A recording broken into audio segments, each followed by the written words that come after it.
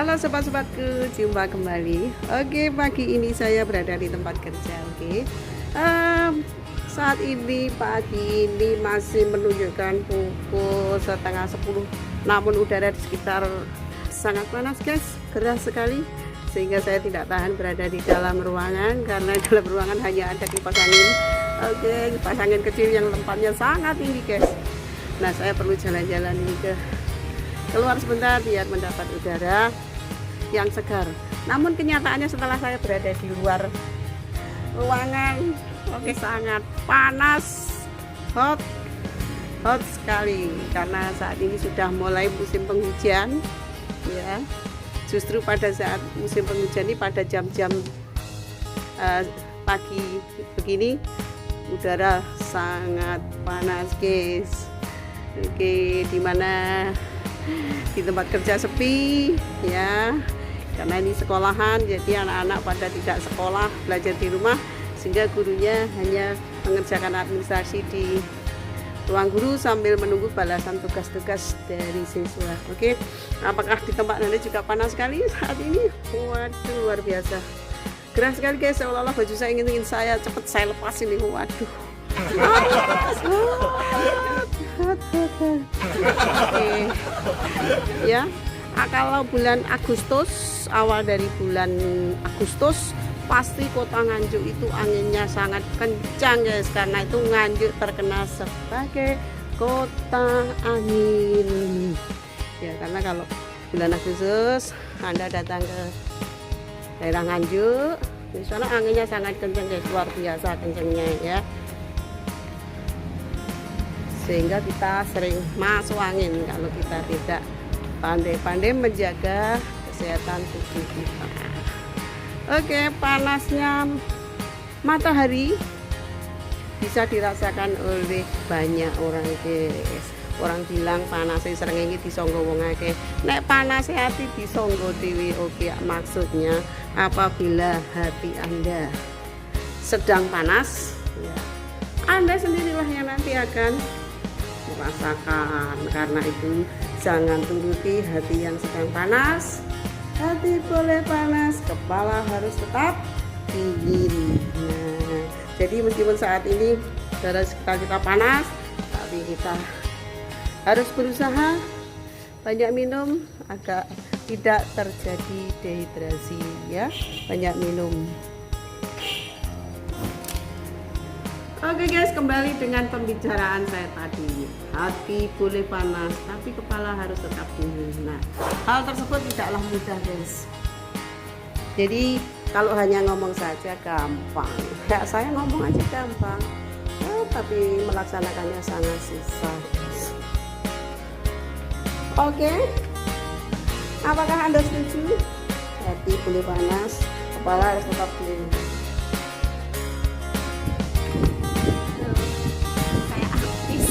Halo artis.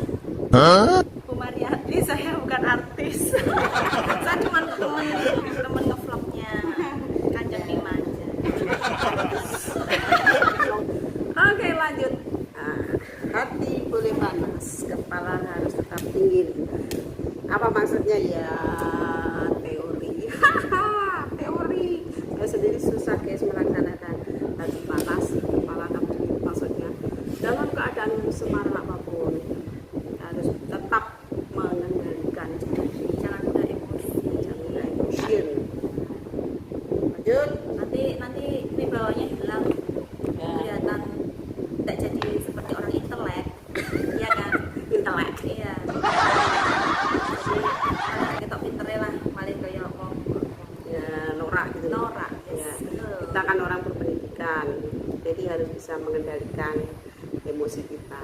Memang saat kita itu marah, ya saat kita marah, kita itu akan kehilangan kepribadian kita. Saat kita berkumpul dengan masyarakat, atau saat kita berkumpul dengan teman-teman kita dalam forum, dalam lingkungan orang yang banyak, kadang kita itu kehilangan kepribadian. Ingin tahu contohnya? Ada saat Anda menjadi supporter bola, Anda yang biasanya pendiam, pasti suatu saat juga akan ikut berteriak-teriak, ya toh, ya. Yang membuat tidak bisa mengontrol kepribadian kita, jadi keaslian diri kita itu ya pada saat kita marah, pada saat kita berada di tempat umum, itu kita akan kehilangan kepribadian. Ya itu loh contohnya, Anda menjadi supporter bola, kadang-kadang Anda lupa lepas kaos, lepas baju, kemudian Anda joget-joget, padahal pada hari-hari biasanya Anda itu orang yang pendiam, itu contoh. Kelihatan desitnya Bu. Kelihatan kutit.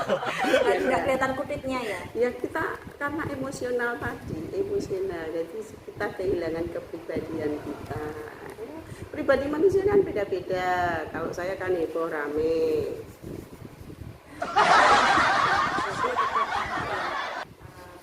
Aku ya rame Bu. Rame ya kadang-kadang toh. Tapi kan kita nggak selalu rame, cuma heboh. Nggak rame, cuma kadang-kadang heboh. Profesional aja Bu. Justru kadang kalau kita lagi sedih itu nggak usah itu Bu, nggak usah ditunjukin. Ya. Contohnya ya kalau kita ini main di medsos ya, kita akan kadang ada orang yang pada saat marah itu kemarahannya di dalam diluapkan lewat status, status story WhatsApp atau di Facebook, Instagram. Pernah.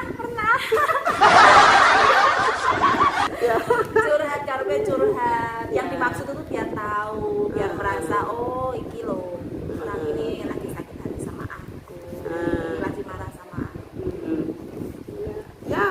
Ya boleh saja, halal saja. Namun Anda juga harus memperhitungkan efeknya atau dampaknya. Kalau Anda itu suka mengupload kemarahan Anda secara berlebihan ya, itu sebetulnya seperti memercik air di tulang.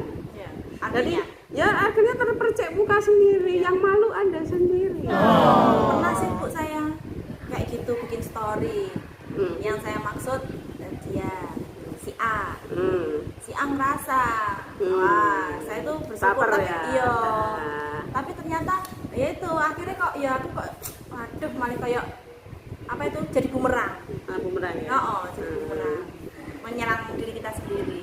Tapi ada juga yang ketika kita buat story yang kita maksud bukan si B, tapi si B-nya merasa kegeeran ya. Iya. Nah itu dampaknya kembali kepada hati Mas kepala tabungnya. Ini sering terjadi, kita lihat ya teman-teman kita atau bahkan saya sendiri ya. Kadang itu jengkel, marah atau sedih kita taruh di story WhatsApp sehingga semua bisa membaca.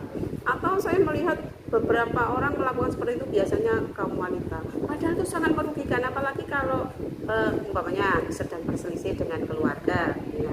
Terus kita pasang story begitu marah-marah di WhatsApp, orang kan membaca, namun yang membaca itu kan bukan semua teman kita. Kadang nggak simpati, justru malah seneng. Itu loh, di antara manusia itu kan pasti kita punya orang yang tidak suka pada kita. Mereka itu loh bertepuk tangan dengan kesedihan Anda, dengan permasalahan yang ada pada keluarga. Ya. Jadi nasihat saya, pandai-pandailah menempatkan diri, pandai-pandailah apa Bu? Yo, maksudnya pandai-pandailah Anda itu menyimpan kesedihan Anda, menyimpan permasalahan keluarga Anda. Tidak perlu semuanya diumbar. Ya.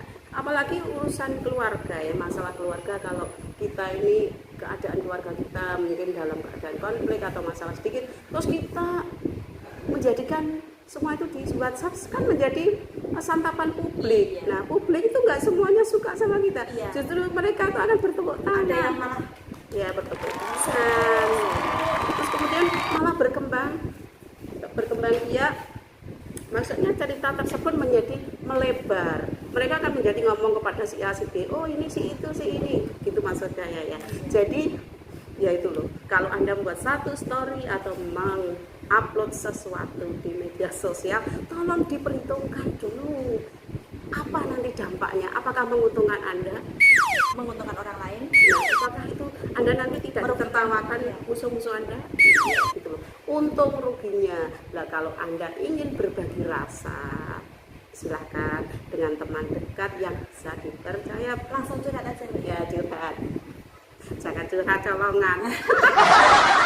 Curhat ya dengan teman atau siapa orang yang bisa kita ajak curhat. Nah, teman curhat yang baik adalah teman curhat yang mau mendengarkan semua pembicaraan kita, bukan teman yang waktu kita baru ngomong satu kalimat dia sudah bilang sekto. Orang yang suka bilang sekto itu bukan ya, itu bukan pendengar yang baik.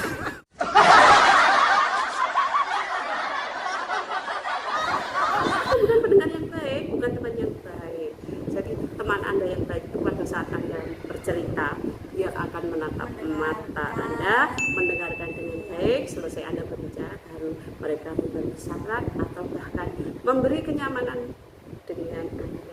Bukan yang memutus pembicaraan Anda sehingga dia bercerita tentang dirinya sendiri. Oke, nah sekali lagi nih, jangan pasang story, status, upload sesuatu yang merugikan diri sendiri. Atau kalau Anda pasang status story, saya yakin Anda itu kok langsung lega atau tidak, Anda tidak ada lega. Kadang malah menambah masalah kok ya. Ya, justru Anda itu ya seperti memercik air di tulang, melempar kotoran di muka asam Anda sendiri. Apalagi urusan keluarga, Anda upload, yaitu Anda bukannya berkurang bebannya, tapi Anda sudah melempar kotoran di muka Anda sendiri. Nah, ini kata-kata bijak, kira-kira betul nggak? Setuju ya, itu tips sedikit. Obrolan saya barangkali bisa mengingatkan diri saya sendiri dan Anda semua. Oke, kalaupun video-video saya itu sedikit pasti kan, meskipun ada obrolan guyonan sedikit pasti saya selipkan tentang pesan-pesan moral. Bukannya saya ini pandai atau baik, saya belum baik, saya juga bukan orang pandai, tapi saya adalah orang biasa saja yang berusaha menjadi orang yang lebih baik. Sip. Saya kira ya sedikit yang bisa saya sampaikan. Mudah-mudahan Anda semua suka dengan obrolan saya dengan teman saya. Oke, ikuti dengan video-video saya yang berikutnya. Jangan lupa yang belum subscribe di subscribe, yang suka di like. Oke, tolonglah saya di komen. Kalau memang tidak baik, saya diberi saran bagaimana agar video-video saya lebih baik, gitu ya. Karena saya masih dalam tahap awal untuk membuat video-video. Mudah-mudahan bermanfaat buat kita semua.